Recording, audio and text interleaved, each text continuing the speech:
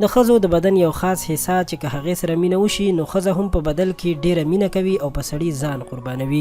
دوستانو د نن ورځې ویډیو به ستاسو ژوند بدل کړي ځکه چې ډیر ضروري معلومات مې تاسو ته راغونډ کړي دي. په دې هیله چې ویډیو خامخا تر اخره وګورئ ځکه که ویډیو مو نیمایي کې پرېښوده نو د ډیر څه نه به ناخبره پاتې شئ.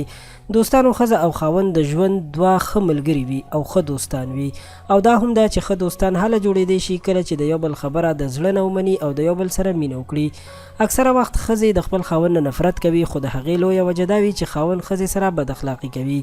زموږ په پښتنو کې دا رواج ډیر عام دی چې ښځې ته د نوکرې په نظر ګوري او چې کور ته یې راواده کړي نو هیڅ داسې خیال یې نه ساتي چې ګینې هغه هم د الله پاک مخلوق دی خو بس په نه خبره یې خاوند وهي ډبوي او ظلم زیاتی ورسره کوي.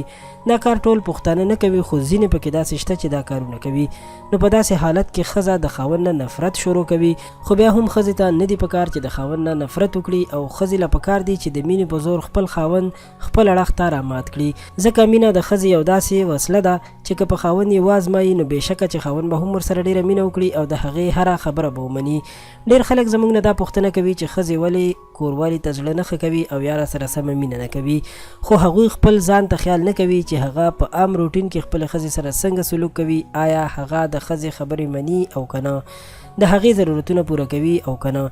که چېرته خاوند د ښځې ضرورتونه نه پوره کوي، هغې سره مینه نه کوي، زیاتی ورسره کوي، نو خامخا به ښځه کوروالي ته هم زړه نه ښه کوي او د خاوند خبره به نه مني. د پښتو متل دی چې د یو لاس نه پړق نه خیږي. نو د ښځې مینه هر څه کولی شي. که تاسو ښځې له مینه ورکړئ، ښځه به هم تاسو له مینه درکړي او بیا به ستاسو هره خبره هم ومني او په مینه به در سره کوروالی هم وکړي او ژوند به مو د خوشحالو ډک شي.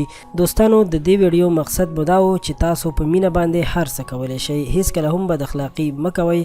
امید لرم چې د معلومات او ویډیو به ستاسو خوښه شوې وي. مینه مینوي. قدرمنو دا وه زموږ د نن ورځې ویډیو. امید لرم چې ستاسو به خوښه شوې وي. له نورو همدغسې ښایسته ویډیوګانو لپاره زموږ چینل پښتو پوسټ سبسکرایب کړئ. ډیره ډیره مننه.